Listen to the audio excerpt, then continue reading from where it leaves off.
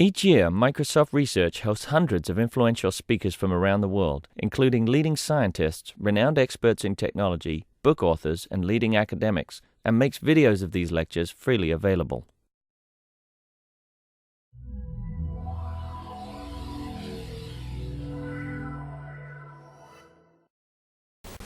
Okay, my name is Rushan Han. I come from University of Maryland, Baltimore City. I'll give a presentation about data integration for eScience using correlated concepts. Here is the roadmap we have. We will first give problem definition, which is followed by our proposed framework. Then we will discuss each main component in this framework. Finally, conclusion. Okay, the problem definition. Sharing and integrating data becomes increasingly important for many scientific disciplines and for people's daily life. The Semantic Web provides a powerful integration approach by using ontologies and marking up data in RDF, but it still has some problems. The first problem is the heterogeneity of the Semantic Web ontologies. The Semantic Web ontologies are made by different authors, and for different applications or domains, the ontologies may be modeled differently, and a lot of duplicated concepts may exist. How to make this large amount of heterogeneous ontology interoperable still remains a problem, and we still have difficulty in selecting ontology vocabularies, selecting appropriate ontology vocabularies, and then finding the terms to mark up data is a difficult task for most users. And moreover, the ontology development and evolution should be directly driven by users' information requirements, which, however, are not easy to collect and hard to know by ontology makers. And end users still have difficulty in publishing and querying semantic web data. The publishing is often enabled by various domain-specific applications by providing input forms or a set of prepared terms to select. Applications restrict the way that user can express. And in the querying side, SPARQL is the W3 standard for querying RDF data. However, besides the problem of selecting ontology vocabularies, its complex syntax makes it impossible for end users to compose SPARQL queries by themselves. The problems are actually intertwined together. Here we propose a framework that intended to solve them simultaneously. In this framework, we remove the boundaries between ontologies and views the collection of all existing ontology vocabulary terms as a single machine representation of concepts. And in this representation, the identification of a concept is not only a name or URI, but it can also depend on context information such as the properties and the relations the concept has, and the correlations with other concepts. And in this framework, people are allowed to use natural language vocabulary to express their information needs, both in publishing and querying data. And data stored previously can be retrieved later despite of the mismatching vocabulary. And and user information needs drive the evolution of this machine representation on the fly. The machine vocabulary is learned from and adapted to human vocabulary, but not inverse. Okay. Here is the picture of our framework overview. In this framework, we have 8 components. First is the semantic graph interface, which is an intuitive user interface for people to express their simple information needs. And we also have machine representation of concepts, MRC. MRC is a representation for concept space. And we also have disambiguation and map component, dynamic MRC evolution component, property, relation, and concept offline merge component. And we also have a modified triple store, which is for the instance space. And query, graph query or update generation component, and finally an instance offline merge component. Okay. Now first, let's look at simple information need. A simple information need is defined as a human description or query involving several directly related concepts. It can be expressed in 3 common representations: table, natural language sentences, and semantic graph. We define simple information need in this way. It's intended to give machines a window to learn the correlation of concepts in the world and how they are related by relations. Each simple information need can be viewed as a simple point, and all of them compose the universe that can be learned by machines. And among the 3 common representations, the semantic graph is the easiest one to be digested by machines because it makes the concepts and relations in simple information need explicit to machines. In this sense, a semantic graph is also the intermediate representation for the other 2 representations. Now let's look at the semantic graph. We define semantic graph as a high-level graph representation on top of RDF data model, and it hides the complexity of RDF graph and is sufficiently intuitive and convenient so that people can directly use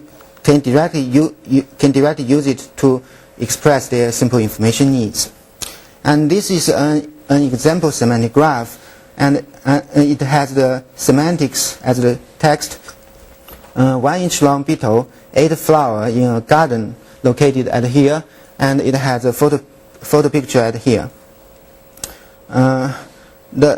This semantic graph expresses simple information need that may be particularly interesting to biologists who care about the invasive species in USA. Okay. Now the characteristics of semantic graph. Semantic graph allow users to directly use English vocabulary to label the nodes and the edges. So people are not required to remember the ontology terms. And the non-leaf nodes must be labeled with concept names like beetle, flower, and the edges must be labeled with the property or relation names. The leaf nodes contain the property values. When a leaf node is left empty or filled with a question mark, the semantic graph becomes a query, and our knowledgeable system will try to populate the empty nodes as the query result. Okay. Now let's look at machine representation of concepts, MRC. MRC is used to represent the concepts appeared in all simple information needs the system has experienced. And MRC is a machine representation model that captures the context of concepts and use context to identify concept. In this way, we will be able to map concepts in an incoming semantic graph to the concepts in MRC through comparing the context. And this representation doesn't require reaching consensus on touch names. We call MRC concept with its context information as an encapsulated concept. In MRC, every class and property still has a corresponding UI item or global ID. The UI items are used to mark up data in the underlying RDF triple store. However, they are transparent to end users. Now, the encapsulated concept. Each encapsulated concept in MRC is represented as a tuple: names, clause, properties, relations, co-concepts. Names is the set of alternative names of the concept. Clause is a short description of the concept. Properties is the set of all properties of the concept. A property is a tuple with two elements, this concept and the property name. In other words, a property is always associated with a concept. Properties are clustered according to their semantics. Relations is the set of all relations linking this concept to another concept.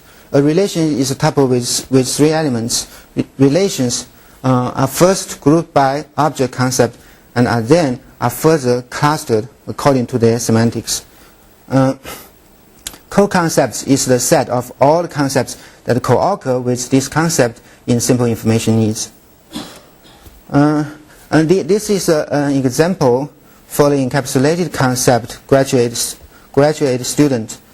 This is names, clause, properties, relations, and co-concepts. The two relations, register and take, are clustered together because they have the same semantics in the context of being relations linking the concept graduate student to the concept course. Putting out of this context, two relations with name, register, and take can have very different meanings, so we cannot always cluster them together. We call a cluster of relations as a semantic relation. All the relations in a cluster share the same UI item. All the things can be applied to properties. A cluster of relations or properties can contain all principal ways that people use to express the same meaning represented by the cluster. We would like to use this way to capture the flexibility and variance in human vocabulary.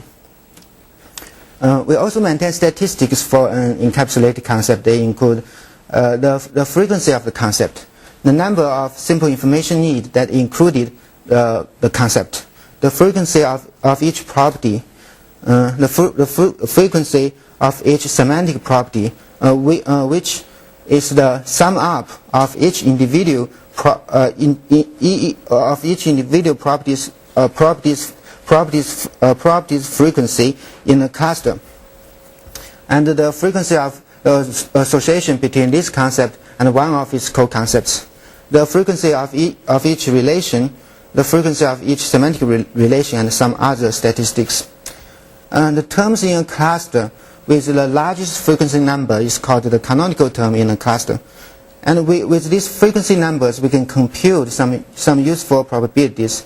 The probability that a concept, property, or relation appears in the universe, and the conditional probability that one concept accompanies another concept.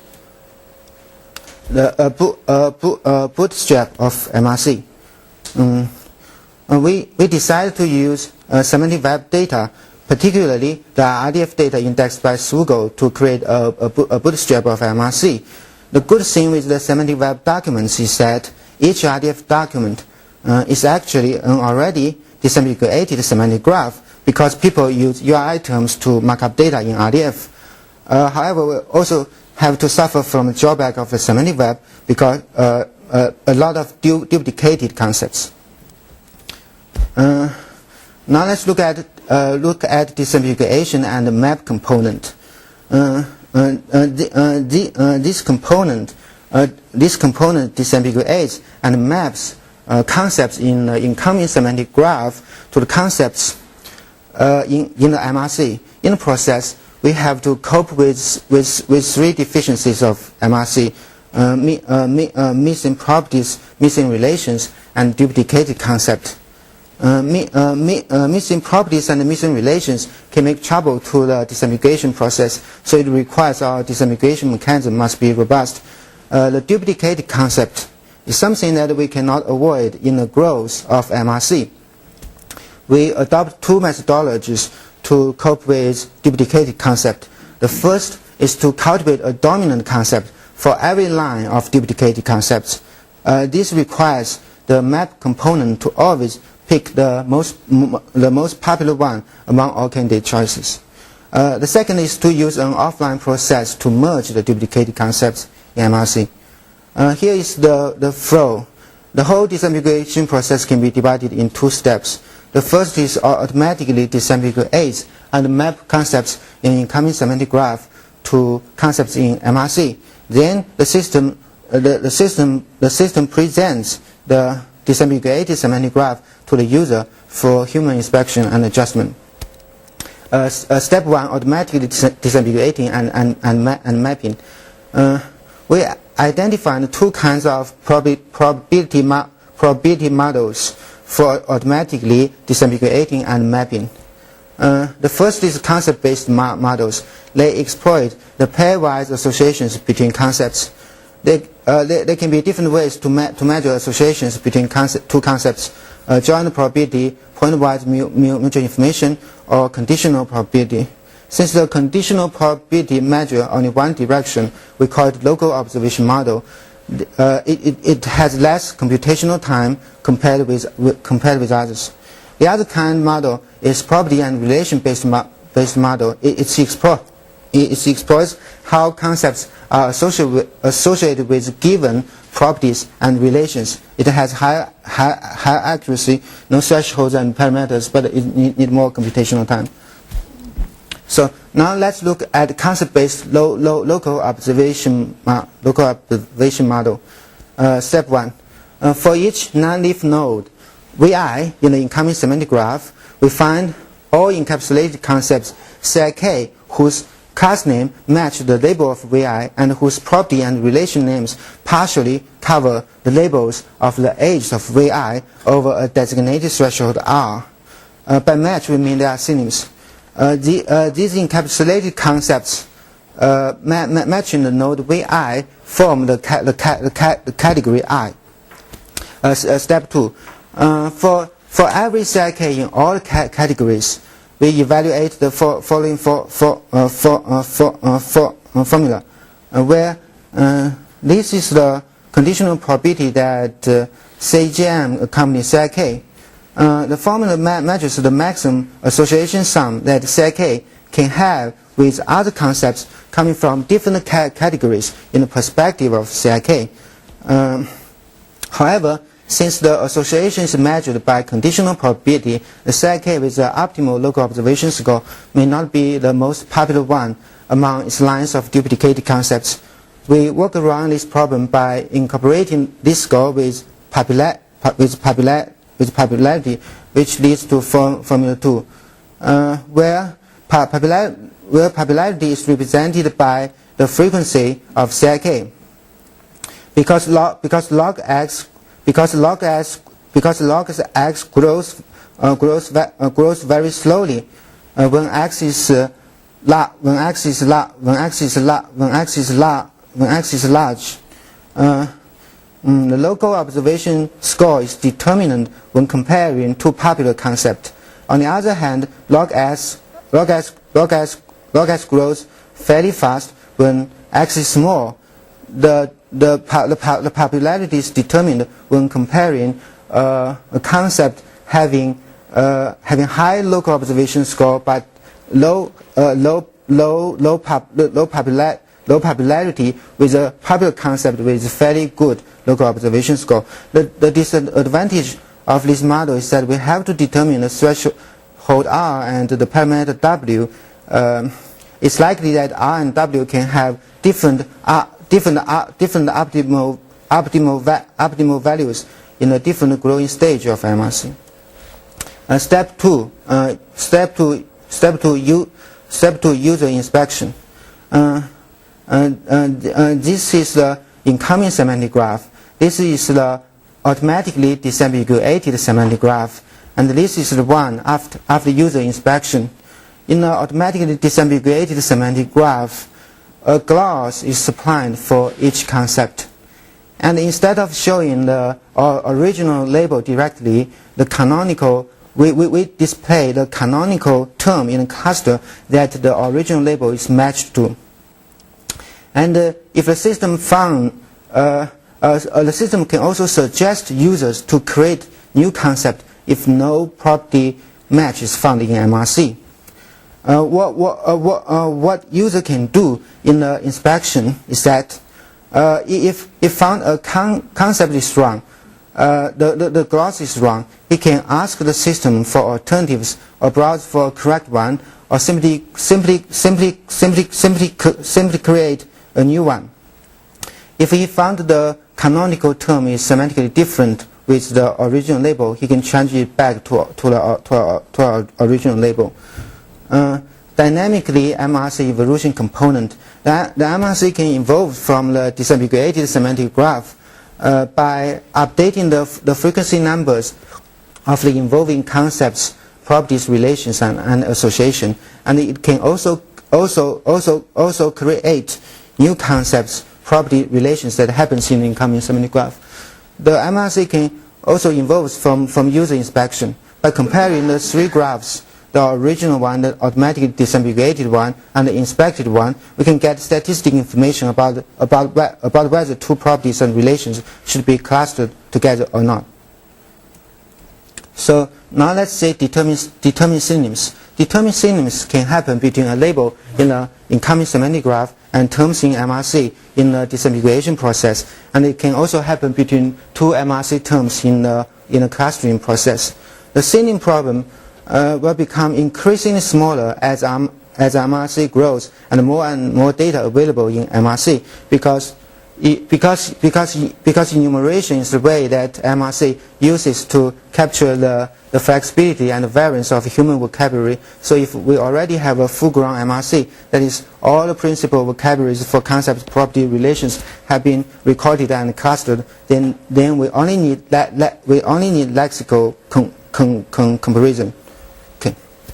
But for now, determining synonyms is a critical problem. The better we can resolve synonyms, the higher recall the disambiguation and map component can become, the less effort user need to correct the automatically disambiguated semantic graph, and the better we can do clustering on properties and relations. So we need to develop a generic semantic similarity function to tell how similar two terms are, and a certain noise can be accepted for this function because the match score computation is based on matching the whole context in the incoming semantic graph to the concepts in MRC. The state of art have two main approaches. One is a word-net and dictional-based approach, and the other is corpus-based approach. Our motivation is to develop a hybrid approach combining word-net, corpus, and lexical similarity.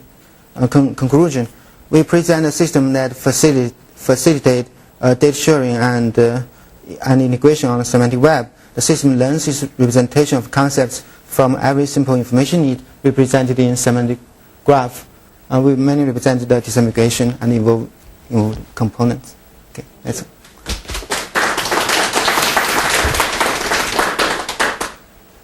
Questions?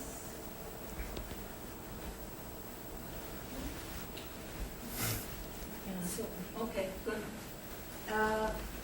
Suppose you start at zero level. Mm-hmm. So you have, what I understood is that you have no ontologies, you just have concepts, Mm-hmm. and then by users ask questions Yes. and they create graphs, is that it? It's not only ask questions. You can publish the data, because for this overview, at this level, the simple information not including queries but also including the publication, and actually the machine learn ontologies, the concept information from every simple information needs that given by end users. That's our main idea.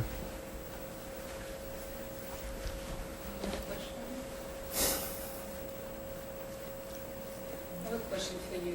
Okay. So, I think one of the challenges you had, in your last slide, and that you are addressing in terms of acquiring semantics, as it were, and doing that by taking information directly from users. So I think you are addressing a very important challenge, right? Yeah. In the semantic space. Mm-hmm. But my question is that, so it looks to me like you are doing that, like, so this component, which is the machine representation of concepts, you are introducing actually this disambiguation piece. It looks to me like you go in a sense to a machine translation problem from natural language to concept, and that's an unsolved problem. So you presented a bunch of approaches in how you want to address that. And Yeah. the question is that how much evaluation have you done to this point? At this point, we did some related works, but we haven't developed the whole system. It's at the time being, it's only a design. Yes. Okay, thank you very much. Okay.